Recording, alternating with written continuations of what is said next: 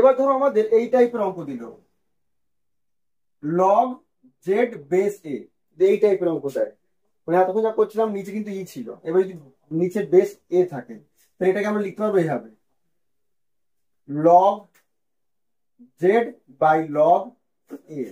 ঠিক আছে, এমনি একটা অঙ্ক দিয়ে বুঝি দিই।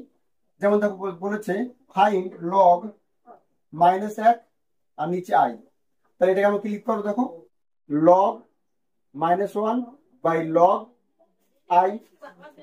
লগ -1 মানে কি, সেই সূত্র আমাদের স্মল লগ মড, এটা মড করলে 1 হবে, প্লাস আই ইন্টু এর অ্যাম্পলিটিউড কত হবে, এটা কিন্তু নেগেটিভ এক্স অক্ষের উপর আছে, তাহলে তাহলে কি হবে, পাই হবে, তাই না, পাই। তাহলে পাই হবে এর অ্যাম্পলিটিউড প্লাস 2n পাই। ঠিক আছে, বাই নিচে কি হবে, এর লগ এর মড 1 হবে, প্লাস আই ইন্টু আই এর আই মানে এই ওয়াই অক্ষের উপর, তাহলে পাই বাই 2 হবে, প্লাস 2m পাই, কারণ একই অঙ্কের মধ্যে একই সঙ্গে আমি দুবার n লিখতে পারবো না, তাহলে m পাই লিখছি। তাহলে এখানে লগ 1 0, এটাও 0, তাহলে i বাই i কেটে যাচ্ছে, তাহলে কি থাকছে উপরে 2n প্লাস 1 পাই, কমন দিয়ে দেখো উপরে যে কেটে যাবে, আর নিচে